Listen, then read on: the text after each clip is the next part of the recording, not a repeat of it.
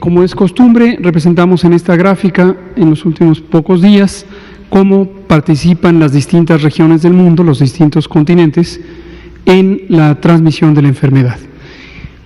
En esta tabla se ven, como es costumbre, las distintas regiones en las que está organizada la Organización Mundial de la Salud, y es de destacar que la región de Europa representa el 52% de la contribución de la epidemia en las últimas 24 horas, mientras que la región de América es 40%. Estos números van a ir cambiando progresivamente, esperamos por el bien de Europa, irán disminuyendo los porcentajes de Europa. Desafortunadamente, lo esperable es que la región de América empiece a repuntar como la región con la transmisión más activa, y la transmisión más activa la estimamos precisamente por la proporción de los casos que ocurren en las últimas 24 horas, su distribución por los continentes. La siguiente.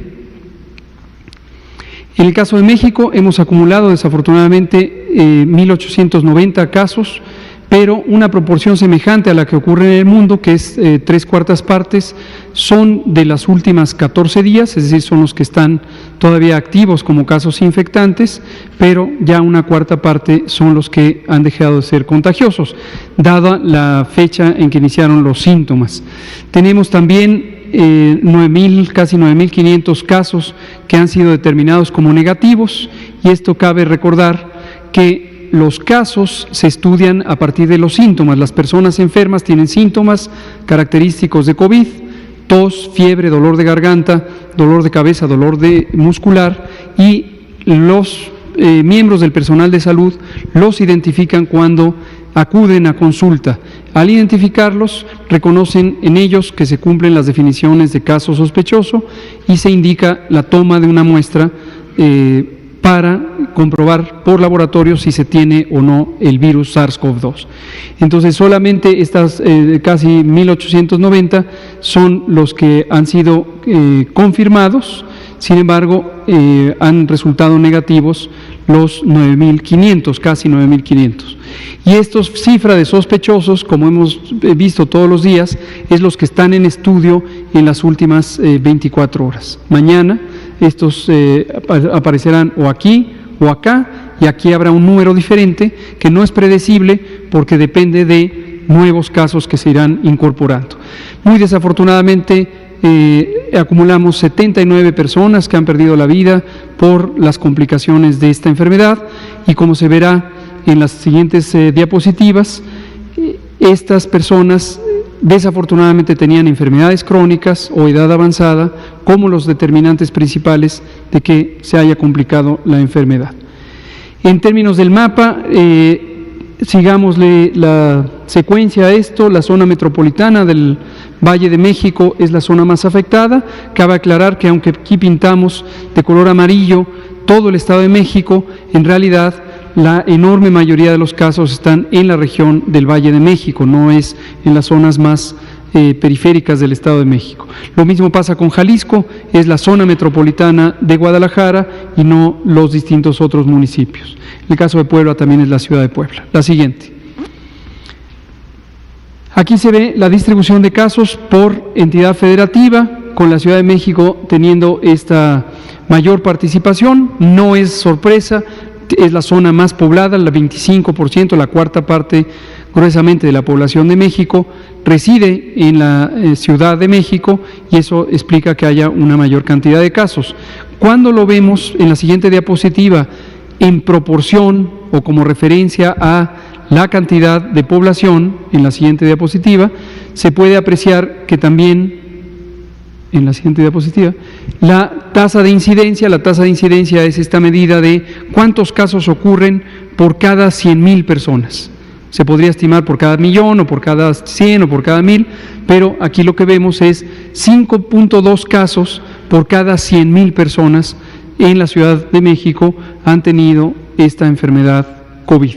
Y así para las distintas entidades federativas, noten ustedes como en el Estado de México 1.03, y entonces no necesariamente es la entidad con más casos después de la Ciudad de México, si los consideramos en relación con la población que tiene. La siguiente. Aquí vemos esta característica que va a estar variando a lo largo de los días, pero en general 43 años es la edad que tiene la mitad de las personas que han estado enfermas. Esto es importante señalarlo porque nuestro país es un país que, con respecto a otros países como los de la región europea o Estados Unidos o Canadá, es un país donde la población es más joven. Tenemos más o menos 10 años menos en promedio que los países europeos o que Estados Unidos. Tenemos una diferencia de 7 años cuando consideramos a la mitad de la población, la edad de la mitad de la población. Y los casos de COVID tienen un comportamiento en términos de la distribución de edad parecidos a la población europea. ¿Esto qué quiere decir? Que tenemos un elemento que no es necesariamente algo que nos va a reducir el riesgo, pero sí nos hace que la probabilidad de que se compliquen las personas con COVID sea menor, por el hecho de que son personas más jóvenes en general. Pero, desafortunadamente en México, esto lo habíamos comentado semanas atrás, pero lo quiero retomar para que lo recuerden, en México tenemos una de las más grandes prevalencias de diabetes, una de las más grandes del mundo, 14%. Y también tenemos la más grande epidemia de obesidad y sobrepeso. 3/4 partes de la población mexicana tienen sobrepeso o tienen obesidad. Esto es producto de muchos años, de 4 décadas al menos, de mala alimentación, una alimentación que ha estado empujada por productos de baja calidad nutricional y muy alto poder calórico, y son particularmente los alimentos industrializados. Y estamos teniendo las consecuencias de esa epidemia a lo largo de 40 años. En sí misma la obesidad, el sobrepeso, la diabetes son epidemias. Entonces eso es lo que hoy va a pesar importantemente. Y otras enfermedades que se relacionan con estos trastornos metabólicos. La siguiente. Aquí se ve también la diferencia por edad en las personas que no se han tenido complicaciones y las personas en las que se han tenido complicaciones de COVID.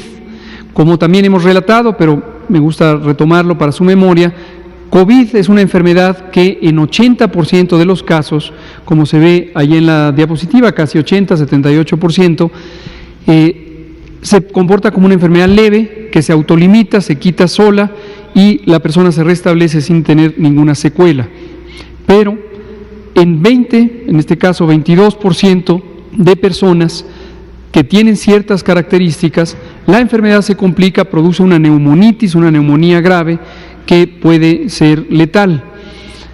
¿Quiénes son esas personas? Aquí lo que vemos es la distribución por edades. Vean el color amarillo, está más hacia el lado derecho de la gráfica, en donde están las edades más avanzadas. En cambio, el color verde está hacia el lado más joven, donde tenemos a los adultos jóvenes con carga importante de enfermedad, pero enfermedad no complicada. La siguiente.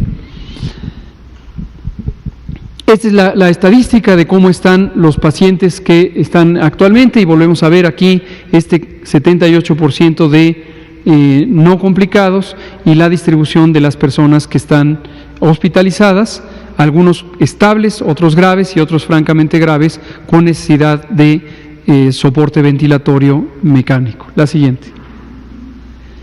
En la mortalidad lo vemos también, cuando vemos la distribución de edad de las personas que muy desafortunadamente han perdido la vida, es muy claro que están en términos de edad en las edades mayores, y tenemos menor frecuencia de desenlaces fatales en personas que son de edad intermedia. La siguiente. Aquí está simplemente la estadística cruda de muertes que han ocurrido por entidad federativa, y la Ciudad de México tiene estas 16 acumuladas, le sigue Sinaloa con 10, y etcétera, etcétera. Mañana vamos a agregar aquí, hoy ya no lo pusimos, pero vamos a agregar la tasa de letalidad. La letalidad es una medida importante porque es la porcentaje de personas que, teniendo la enfermedad, resultan en un desenlace fatal. Y es una medida importante porque comparar números crudos entre estados que tienen poblaciones diferentes y estados que tienen número diferente de casos es poco interpretable. Pero mañana les traeré la gráfica ya con la tasa de letalidad y la tasa de mortalidad. Quiero hacer un comentario aquí que no pretende minimizar la importancia de esta enfermedad, pero sí también ponerla en contexto. Cuando hablamos de mortalidad, nos referimos a cuántas personas mueren por una causa específica, en este caso COVID, respecto a cuántas personas viven en un territorio. Puede ser todo el país o puede ser una entidad federativa. En cambio, la letalidad es cuántas personas de aquellas que estaban enfermas perdieron la vida. Y tiene interpretaciones diferentes que mañana lo comentaré en detalle cuando tengamos la gráfica y los datos. La siguiente.